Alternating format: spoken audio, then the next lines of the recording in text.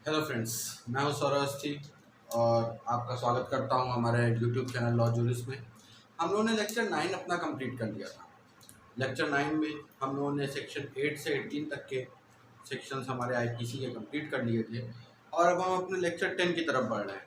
Lecture 10 में हम अपने सेक्शन 19 से 23 कंप्लीट करेंगे कि सेक्शन 19 से सेक्शन 23 हमें क्या बताते हैं। बेसिकली हम लोग जनरल एक्सप्लेनेशन खत्म कर रहे हैं, तो इसमें हर सेक्शन में हमें कोई ना कोई एक वर्ड एक्सप्लेन किया गया है कि उस वर्ड की मीनिंग क्या रहेगी थ्रू आउट द कोड में।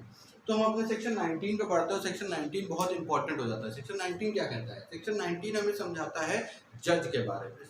सेक्शन ने बताया क्या है? सेक्शन ने कहा कि किसी भी इंसान से पूछोगे जज कौन होता है, तो वो ये कह देगा every person who is officially designated as जज। जिसको ऑफिशियली उस पोस्ट पर बैठा दिया गया है कि वो जज है भैया। लेकिन वो कहता है कि ऐसा नहीं है। ये सेक्शन कहता है कि केवल एक ऐसा ही पर्सन जिसको ऑफिशियली डेजिग्नेट कर दिया गया ऐसा जज, केवल वही जज नहीं होता है। सेक्शन हमें आगे क्या बताता है? कोई भी पर्सन एम्पावर्ड बाय लॉ, कानून द्वारा जिसको पावर दे दी गई हो। किस चीज की power? To give a definitive judgment. कोई एक डेफिनेटिव जजमेंट देने के लिए, मतलब कोई भी एक कोई प्रोसीडिंग हो रही है और उसमें एक डेफिनेटिव मतलब एक जजमेंट ऐसा दे देना जिससे वो प्रोसीडिंग टू एन एंड हो जाए, उसका निर्णय हो जाए। तो अगर कोई इंसान जिसको कानून द्वारा पावर दे दी गई है किसी भी एक लीगल प्रोसीडिंग, चाहे वो क्रिमिनल हो चाहे वो सिविल हो, तो उसमें अगर उसको पावर है एक डेफिनेटिव जजमेंट देने की, तो वो जज कहलाएगा। सीधी सी बात ये बताते हैं। फर्दर इस सेक्शन में हमें कुछ इलस्ट्रेशन दे रखे गए हैं और इलस्ट्रेशन में पहला इलस्ट्रेशन बताते हैं कि क्या एक कलेक्टर जज होगा। तो यहाँ एक बात कही गई है कि एक एक्ट था, act number 10 of 1859, British period का ये एक्ट है। ये एक्ट था क्या? ये पहला हमारे देश में पहला टेनेंसी एक्ट था। ब्रिटिशर्स ने इसको पास किया था और इसमें कुछ जमींदार, कलेक्टर्स और डिफरेंट पर्संस को डिफरेंट पावर्स दी गई थी। तो यहाँ पर बोला गया है इलस्ट्रेशन 1 में कि कोई भी कलेक्टर जो अपना जुरिस्डिक्शन का इस्तेमाल कर रहा है अंडर द एक्ट 10 ऑफ 1859 वो जज कहलाएगा। मतलब एक्ट 10 ऑफ 1859 के तहत अगर कलेक्टर अपनी पावर्स का यूज कर रहा है तो वो वहां पर जज कहलाएगा। सीधी सी बात। सेकेंड इलस्ट्रेशन में बताया गया है कि मजिस्ट्रेट क्या जज होगा। इनने कहा कि मजिस्ट्रेट एक जज होगा अगर वो अपनी पावर्स का यूज कर रहा है कोई फाइन देने के लिए, फाइन कोई पनिशमेंट देने के लिए जो फाइन के रूप में हो या फिर इम्प्रिजनमेंट के रूप में हो। चाहे उसका जो जजमेंट है, उसका जो डिसीजन है, उसकी आगे अपील हो सकती है या नहीं, इस पर डिपेंड नहीं करेगा। लेकिन अगर मजिस्ट्रेट अपने उसको कोई चार्ज मिल रखा है और वो उस चार्ज के तहत, उस चार्ज ऑफ पावर के तहत, अपनी पावर के तहत अगर कोई ऐसा जजमेंट दे रहा है जिसमें फाइन और इम्प्रिजनमेंट जैसे सेंटेंसेस हैं, यहाँ पर डेथ सेंटेंस की बात नहीं की गई। यहाँ बोला केवल मजिस्ट्रेट फाइन और इम्प्रिजनमेंट की सजा दे सकता है, चाहे उसकी अपील आगे फर्दर किसी कोर्ट ऑफ जस्टिस में हो या ना हो, लेकिन वो मजिस्ट्रेट एक जज कहलाएगा उस समय। उसके बाद थर्ड इलस्ट्रेशन में क्या बताया गया? थर्ड इलस्ट्रेशन में बोला गया कि क्या एक पंचायत का मेंबर जज होगा। तो इनने बोला कि हाँ, एक पंचायत का मेंबर जज होगा। किसके तहत? Regulation 7 of 1816 of Madras code.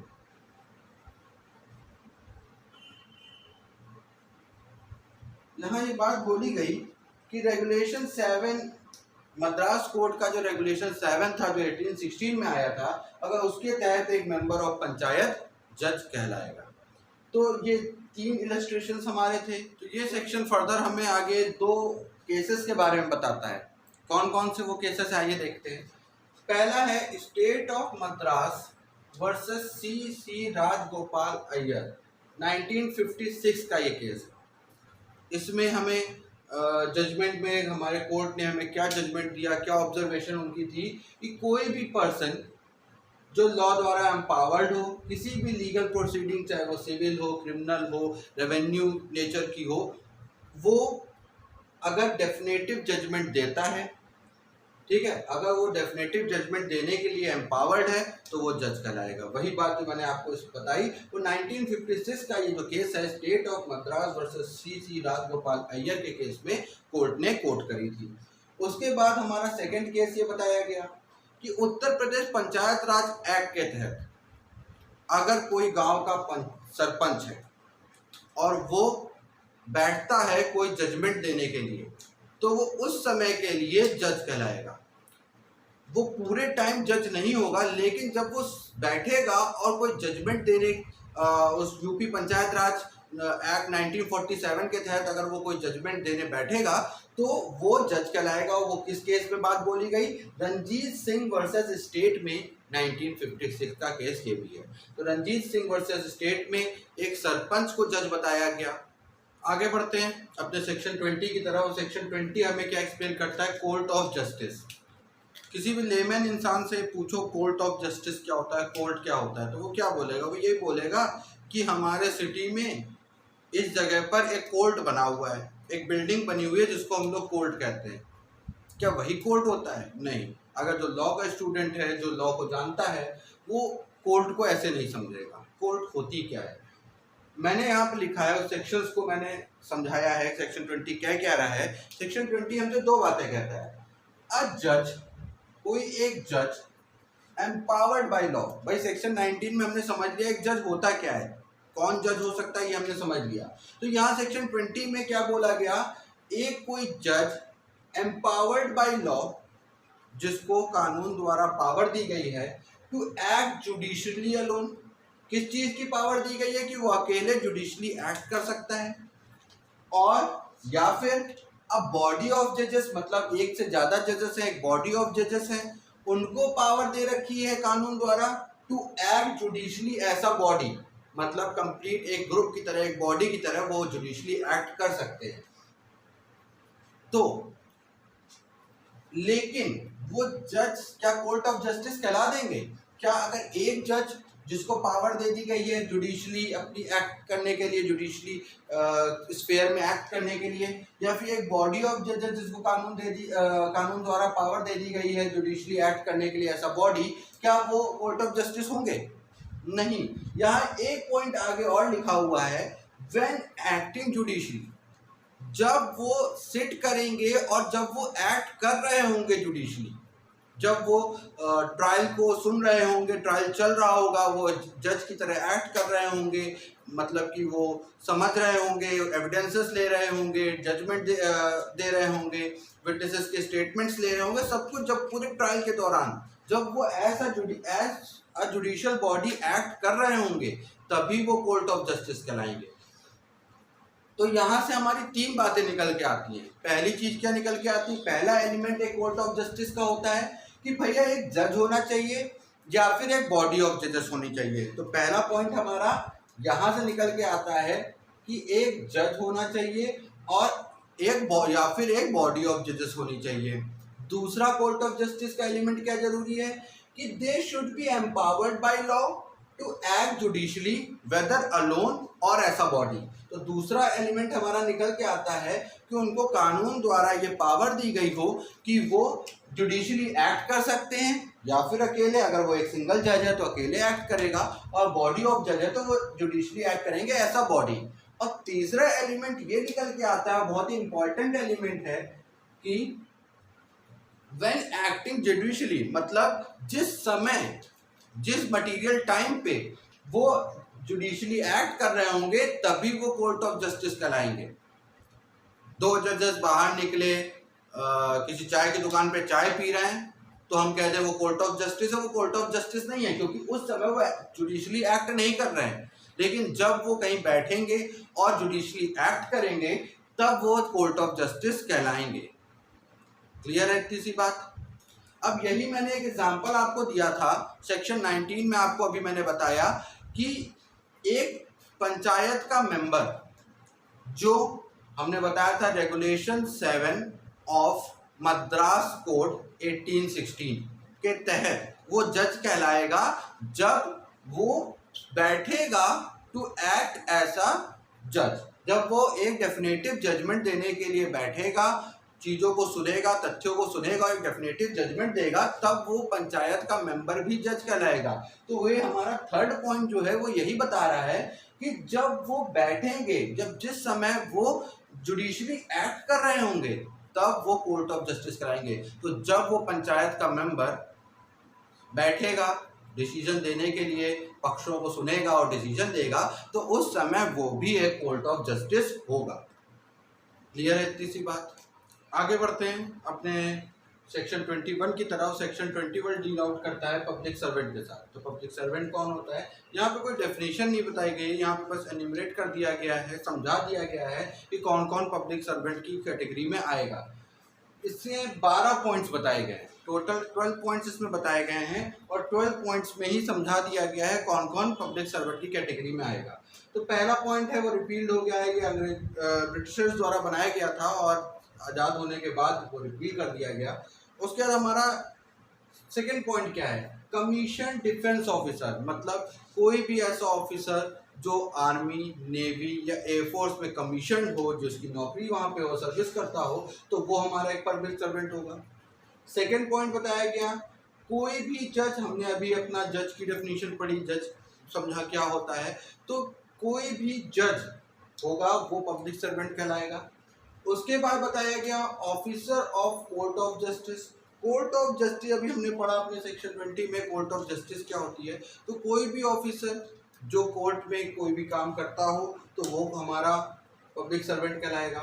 उसके बाद बताया गया कोई भी जूरीमैन, कोई भी एसेसर या कोई भी पंचायत का मेंबर जो असिस्ट कर रहा हो कोर्ट ऑफ जस्टिस को या किसी पब्लिक सर्वेंट को, तो वो भी पब्लिक सर्वेंट कहलाएगा। मतलब कोई भी ऐसा जूरीमैन, एसेसर या panchayat member who is assisting court of justice of any public servant will be called as public servant. उसके बाद बोला गया एवरी आर्बिट्रेटर। आर्बिट्रेटर वो पर्सन होता है जो कोर्ट उसको एम्पावर करती है कि outside the court of justice आप क्या करेंगे, कोई सेटलमेंट करा देंगे दो पक्षों के बीच में, तो उसको अथॉरिटी किसके द्वारा दी गई है, एक कोर्ट ऑफ जस्टिस द्वारा दी गई है, तो वो पर्सन आर्बिट्रेटर भी पब्लिक सर्वेंट कहलाएगा। उसके बाद 7th पॉइंट हमसे क्या कह रहा है, every person empowered to keep any person in confinement. मतलब कोई भी ऐसा पर्सन जिसको ये पावर दे रखी गई है लॉ द्वारा कि वो किसी इंसान को कन्फाइन करके या पकड़ के या उसको अरेस्ट करके रखेगा, तो वो हमारा हर पर्सन, ऐसा हर पर्सन क्या कहलाएगा, एक पब्लिक सर्वेंट कहलाएगा। उसके बाद इन्होंने बोला कोई भी गवर्नमेंट का ऑफिसर जिसकी ये ड्यूटी हो, जिसको ये अथॉरिटी हो जिसकी, कि उसको प्रिवेंट करना हो कोई ऑफेंस, कोई क्राइम, या अगर ऑफेंस हो जाता है तो कोर्ट ऑफ जस्टिस को वो ऑफेंस के बारे में इन्फॉर्म करना हो, या फिर ऑफेंडर्स को पकड़कर कोर्ट ऑफ जस्टिस के सामने पेश करना हो, तो वो सारे ऑफिसर्स गवर्नमेंट के पब्लिक सर्वेंट कहलाएंगे। उसके बाद हमारा 9th पॉइंट में बताया कि एवरी ऑफिसर जिसका ये काम हो, जिसको ये अथॉराइज्ड हो, जो अथॉराइज्ड हो टू टेक, रिसीव, कीप और expand any property on behalf of government, जो गवर्नमेंट के बिहाफ पर उसे ये अथॉरिटी मिल गई है कि वो गवर्नमेंट के बिहाफ पर कोई प्रॉपर्टी ले सकता है, रिसीव कर सकता है, कीप कर सकता है, रख सकता है, या उसका एक्सपेंशन कर सकता है, तो उस हर ऑफिसर को हमारा पब्लिक सर्वेंट कहा जाएगा। उसके बाद सेक्शन इसका पॉइंट 10 क्या कह रहा है, पॉइंट 10 कह रहा है एवरी ऑफिसर, हर वो ऑफिसर जिसको ये अथॉरिटी हो to make survey, to levy any rate or tax, मतलब कि हमारे कोई भी ऐसा ऑफिसर गवर्नमेंट का जिसको ये अधिकार दिया गया है कि वो सर्वे कर सकता है लैंड्स का, वो उन लैंड्स के ऊपर कोई भी रेट या टैक्स लगा सकता है, और वो किस लिए लगा सकता है, for a common public good, मतलब कोई भी पब्लिक के लिए, कोई भलाई के कार्य के लिए अगर कोई एक्ट होना है और कोई टैक्स लगना है तो वो कोई भी टैक्स लगा सकता है उसको, अगर ये अथॉरिटी दे रखी है। उसके बाद हमारा एक पॉइंट 11 क्या कह रहा है एवरी पर्सन जिसकी ये ड्यूटी हो टू प्रिपेयर, पब्लिश, मेंटेन और रिसीव एन इलेक्टोरल रोल, मतलब इलेक्शन कमीशन से जुड़े हुए कोई भी ऐसा पर्सन जिसको अथॉरिटी दे रखी गई है कि वो इलेक्टोरल रोल को प्रिपेयर कर सकता है, पब्लिश कर सकता है, मेंटेन कर सकता है या रिवाइज कर सकता है, उसमें फर्दर चेंजेस कर सकता है वक्त के साथ, तो उस हर पर्सन को पब्लिक सर्वेंट कहा जाएगा। इसमें एक और कैटेगरी इंक्लूड होता है जो इलेक्शन के द्वारा इलेक्शन कंडक्ट कराने के लिए जो ऑफिसर्स वर्क करेंगे वो भी पब्लिक सर्वेंट कहलाएंगे। पॉइंट 12, अभी तक इतने लोगों के बारे में, इतने टाइप ऑफ गवर्नमेंट ऑफिसर्स के बारे में बता दिया गया, पब्लिक सर्वेंट्स के बारे में बता दिया गया। अब इसका जो पॉइंट 12 है वो पूरे को सम अप कर देता है। अगर कोई छूट जाता है, ऐसे बहुत सारे पब्लिक सर्वेंट्स हैं, बहुत सारी ड्यूटीज हैं जो पब्लिक सर्वेंट में आती हैं, तो पॉइंट 12 उसी चीज को कवर अप कर लेता है। पॉइंट 12 क्या कहता है? एवरी पर्सन, इसमें 2 पॉइंट्स हैं, इन सर्विस और पे ऑफ गवर्नमेंट, जो गवर्नमेंट की सर्विस कर रहा हो या फिर उसे रेम्यूनरेशन के फॉर्म में जो पैसा मिलता हो वो किसके द्वारा मिलता हो? गवर्नमेंट के द्वारा मिलता हो। और दूसरे पॉइंट में लिख दिया इन सर्विस और पे ऑफ एनी लोकल अथॉरिटी, कोई भी लोकल अथॉरिटी की सर्विस कर रहा हो या किसी भी लोकल अथॉरिटी या कॉरपोरेशन द्वारा उसे पैसा मिलता हो, बशर्ते वो लोकल अथॉरिटी और कॉरपोरेशन बनी कैसे हो? वो बनी हो कोई भी एक्ट के तहत, मतलब कोई हमारे स्टेट गवर्नमेंट या सेंट्रल गवर्नमेंट का कोई एक्ट हो, उसके प्रोविजंस के तहत अगर वो लोकल अथॉरिटी या कॉरपोरेशन बनी है और उसके द्वारा पेमेंट करा जा रहा है टू एनी पर्सन, या फिर उसके द्वारा किसी पर्सन को सर्विस पे रखा जा रहा है, तो वो जो पर्सन सर्विस पे रखा जा रहा है, जिसको पे किया जा रहा है, वो भी एक पब्लिक सर्वेंट कहलाएगा। तो सेक्शन 21 हमें पब्लिक सर्वेंट्स के बारे में बताता है। इसमें 12 पॉइंट्स के बारे में बताया गया है। 12 पॉइंट्स हमने देख लिए हैं। आगे बढ़ते हैं अपने सेक्शन 22 की तरफ। और सेक्शन 22 हमको मूवेबल प्रॉपर्टी के बारे में बताता है। यहाँ पर मूवेबल प्रॉपर्टी के बारे में बता दिया गया है, इमूवेबल प्रॉपर्टी के बारे में नहीं बताया गया है। तो मूवेबल प्रॉपर्टी की बात क्या है? Movable property include any corporeal property, कोई भी ऐसी प्रॉपर्टी ऑफ एवरी डिस्क्रिप्शन, किसी भी डिस्क्रिप्शन, मतलब कोई भी ऐसी प्रॉपर्टी जो कोई भी डिस्क्रिप्शन जैसी भी हो। लेकिन बस इतनी सी बात कह दी तो भैया ऐसा क्या बात हो गई कि मूवेबल प्रॉपर्टी, हर चीज़ मूवेबल प्रॉपर्टी है। लेकिन इनने यहाँ पर एक्सप्लेन कर दिया एक्सेप्ट लैंड, जमीन मूवेबल प्रॉपर्टी नहीं है, and things attach to the earth, जो जमीन से अटैच जो चीज़ें हैं, अटैच जो चीज़ें हैं वो हमारी मूवेबल प्रॉपर्टी नहीं होंगी, या फिर permanently fastened to anything attach to the earth, मतलब कोई भी ऐसी चीज़ जो परमानेंटली फास्टेंड कर दी गई, परमानेंटली उसे उसके साथ बांध दिया गया है या उसके साथ अटैच कर दिया गया है, किसके साथ? किसी भी ऐसी चीज़ के साथ जो अर्थ से अटैच्ड है, तो वो हमारी मूवेबल प्रॉपर्टीज नहीं होंगी। मूवेबल प्रॉपर्टी बाकी सारी चीज़ें हमारी मूवेबल प्रॉपर्टी होंगी। तो आगे देखते हैं, इसमें 3 केसेस के बारे में डील आउट किया गया है। पहला बताया गया है वेंकटप्पय्या शास्त्री वर्सेस मधुला वेंकन्ना का केस। ये 1904 का केस है और यहाँ बताया गया था स्टोन्स, मिनरल, आयरन, ये सारी चीज़ें हमारी मूवेबल प्रॉपर्टी कहलाएंगी। दूसरा हमारा केस है रामास्वामी अय्यर वर्सेस वैट ब्लिंक मुदाली 1882 का केस है। इसमें क्या ऑब्जर्वेशन निकल के आई थी कि वो सारे पेपर्स जो फॉर्म करते हैं एनी रिकॉर्ड, वो हमारे मूवेबल प्रॉपर्टी कहलाएंगे। और एक केस और है, वो केस है अवतार सिंह वर्सेस स्टेट 1965 का ये केस है। और इसमें ऑब्जर्वेशन क्या निकली थी, जो इलेक्ट्रिसिटी है वो क्या मूवेबल प्रॉपर्टी है कि इमूवेबल प्रॉपर्टी है? तो इस केस में कोर्ट ने ये कहा था कि जो इलेक्ट्रिसिटी है वो हमारी मूवेबल प्रॉपर्टी नहीं है, मतलब वो एक इमूवेबल प्रॉपर्टी है। सेक्शन 23 की बात करें तो सेक्शन 23 हमें रॉन्गफुल गेन और रॉन्गफुल लॉस के बारे में बताता है। रॉन्गफुल गेन क्या होता है?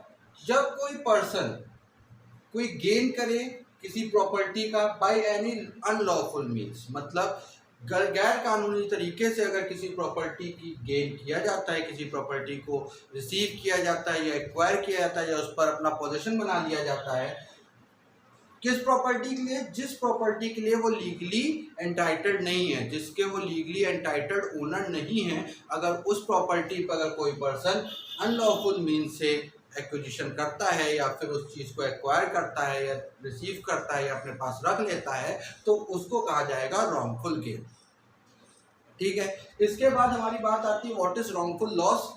अगर आप किसी एक प्रॉपर्टी के लीगली एंटाइटल्ड हैं, आप उसके ओनर हैं, और आपको अनलॉफुल मीन्स के द्वारा उस प्रॉपर्टी का लॉस करा दिया जाए, आपको डिप्राइव्ड कर दिया जाए उस प्रॉपर्टी से, आपसे वो प्रॉपर्टी ले ली जाए, तो तब कहा जाएगा कि रॉन्गफुल लॉस हुआ है आपका। मतलब loss by unlawful means of property to which the person is legally entitled to. अगर कोई पर्सन किसी प्रॉपर्टी के लीगली एंटाइटल्ड है और उसे उस प्रॉपर्टी से डिप्राइव किया जाता है, अलग रखा जाता है, या उससे वो चीज़ ले ली जाती है बाय एनी अनलॉफुल मीन्स, तो उसको कहा जाएगा रॉन्गफुल लॉस।